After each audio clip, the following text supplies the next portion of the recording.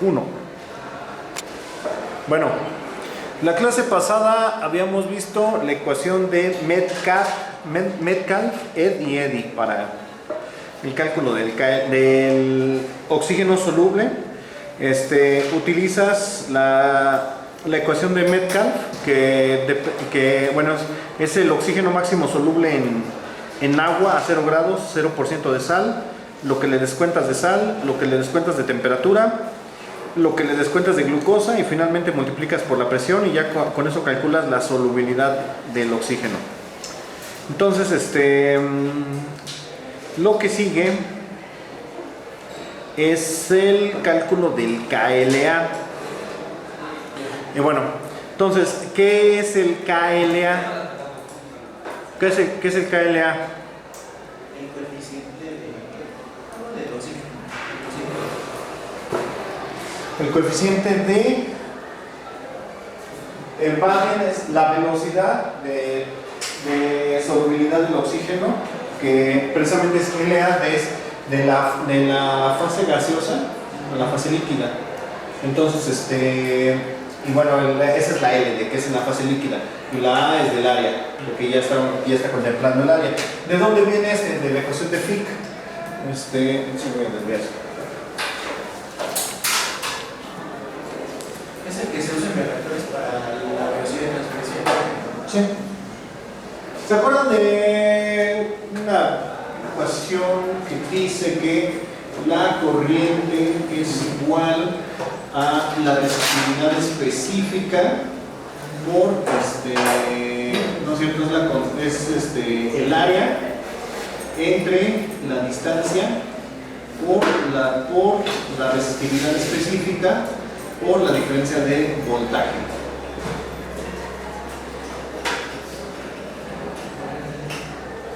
Donde el delta X va siendo el grosor de el largo de un alambre normal. Es la velocidad de transferencia. A pues es la sección transversal, o S, como le quieran llamar, de un alambre. Y entonces, esto es lo que constituye, el inverso de la resistencia. De ahí viene la ecuación de viva la reina de Inglaterra, donde entonces la intensidad es igual al voltaje sobre la resistencia. Bueno, tomando esa como base que han manejado alguna vez, de ahí vienen las demás propiedades. Esa es la ecuación de la transferencia. ¿Qué otra cosa se transfiere? Bueno, esto es transferencia ¿de qué? De carga eléctrica. Entonces, ya al final, cuando tú ya nada más quieres ver cuánto se está transfiriendo, necesitas la resistencia y la fuerza impulsora. Guarden eso. Entonces, la transferencia es igual a la fuerza impulsora entre la resistencia.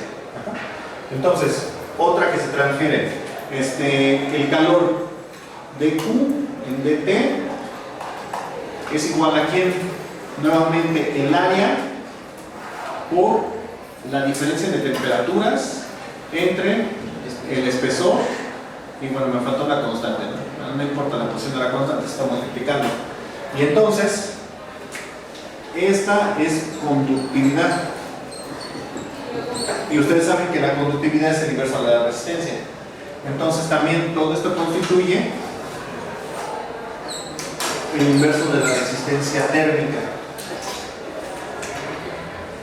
Entonces, entre más ancho están, bueno, vamos a suponer que tienes una pared que tiene una sección transversal A y tiene un grosor delta X. Y aquí tenemos un cuerpo que está emitiendo calor, que hace que esto esté a una temperatura 1 y aquí afuera tenga una temperatura 2. Entonces, el delta T va siendo temperatura 2 menos temperatura 1. ¿Esta ecuación de quién es? ¿De quién es? ¿Sí está bien escrito? Sí. Ok. Siguiente transferencia. La ecuación de Newton dice que la fuerza la dejamos en fuerza. La fuerza es que va a sufrir una placa es igual al área entre delta X por la viscosidad del medio por la diferencia de velocidades. Eso significa que si entonces tengo un objeto que se está moviendo a una velocidad 1 y tengo aquí otro objeto que está recibiendo esa a una velocidad 2 y está recibiendo este momento, la velocidad con la que se transmite es la viscosidad del aire y la diferencia de velocidades es velocidad 2 menos velocidad 1.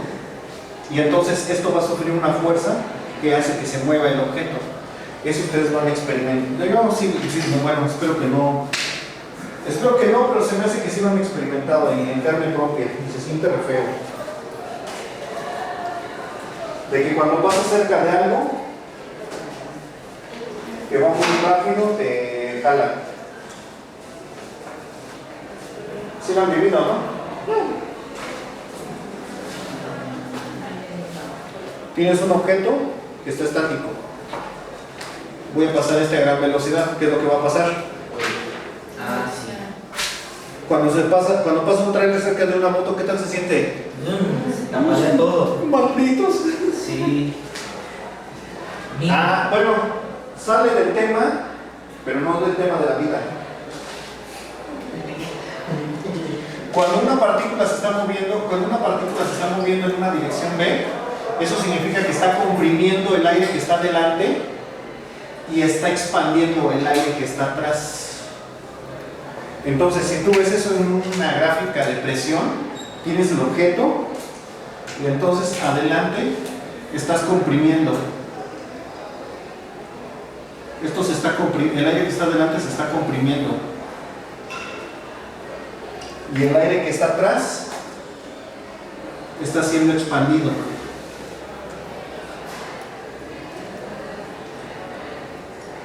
Entonces, aquí tengo una presión positiva y acá tengo una presión negativa. Una presión positiva a un objeto, si tengo un objeto estático aquí, una personita, la presión positiva la empujaría. Y si tengo una persona aquí, la presión negativa, ¿qué haría? Lo jala. Entonces, si pasa un objeto muy rápido, lo primero que te va a hacer es que te va a empujar, como la hoja que salió volando. Pero ya que pasó el objeto, te succiona. Entonces, por ejemplo, si es una moto, por ejemplo, está el camión aquí, o el carro, lo que sea. Entonces, y aquí está si aquí está la persona, entonces aquí lo empujaría, pero aquí lo jalaría hacia la avenida. El problema es cuando no es un carro, cuando es un tráiler de doble rodada, entonces el problema es que te empuja hacia acá y te succionaría. Entonces sí caes atrás de la llanta, pero sigue otro par de llantas. Por eso es que luego es succionado exactamente a mitad de las dos llantas. Es por ese efecto. Entonces por eso no se acerque mucho a los trailers. Estoy a punto de morir 3 veces este año. Está en la Ciudad de México. Vivir aquí es... Pues hasta sacaron un meme de... Imagínate que cada día de tu vida es correr peligro. Pues es Latinoamérica, ¿no?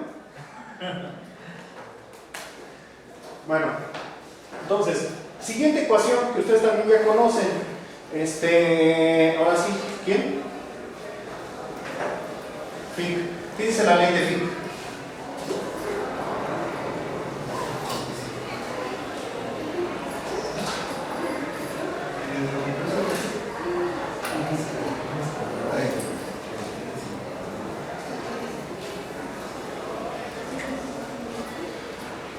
dCl o 2 en dP es igual a el KLA por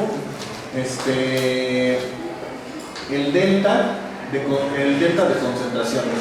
Ajá. Entonces, este es el inverso de la resistencia, nuevamente. Ajá. Y entonces esta es la transferencia. Y por ejemplo, en la corriente eléctrica también es una derivada, no la corriente es de Q en dt. También lo mismo acá. Entonces, ¿qué va haciendo CO2? La concentración de oxígeno en la fase ¿qué? Líquida. La fase líquida, por eso es la L. Ahora, entonces, ¿quién va haciendo la fuerza motriz? En el caso del voltaje, cuando es carga, aquí es la diferencia de concentraciones, y entonces aquí es C asterisco menos la concentración crítica. Que la concentración crítica va siendo una concentración de oxígeno que tú necesitas para mantener el metabolismo regular. Por ejemplo, en humanos, cuando la concentración de oxígeno baja por debajo de cierto umbral crítico, tienes daño neuronal que puede ser reversible. Por ejemplo, en el caso del COVID, causaba hipoxia, y esa hipoxia causa depresión. Por eso muchas cosas causan depresión. El no salir a la luz del sol causa depresión, etc. Entonces, por eso algunas personas que no salían, no caminaban, no hacían ejercicio, estaban encerrados, y aparte de hipoxia por el COVID, pues la depresión se siente, pero sí al cuadrado, ¿no? Entonces, cambia el metabolito, cambia el metabolismo. Por ejemplo, también cuando estás deprimido hay procesos inflamatorios, te duelen más las cosas, pero esos procesos inflamatorios como que no tienen mucho ¿cómo se dice? Propagación, pero son igualmente importantes, porque cuando se inflaman los intestinos empiezan a penetrar sustancias que no deberían, y se han encontrado esas sustancias en neuronas. Algunas de ellas, por ejemplo, tan simple, tan sencillo, ¿quién de ustedes nunca come acrilamidas? ¿Y saben qué es la acrilamida? No. Las toxinas que se forman por las cosas fritas. ¿Sí se acuerdan de reacción de Maillard y pardeamiento no enzimático? Bueno, cuando haces reaccionar un azúcar con una proteína, se da la reacción de Maillard, que es un pardeamiento, se oscurecen las cosas, se caramelizan, y eso le da muy buen sabor a la comida. El problema es que esas acrilamidas son muy solubles en agua y son sabrosas, pero gran parte de ellas no penetran los intestinos, y tus intestinos están bien. Pero si estás deprimido, están inflamados los intestinos, las acrilamidas penetran y son neurotóxicas, y lo peor de todo, son adictivas y saben bien buenas las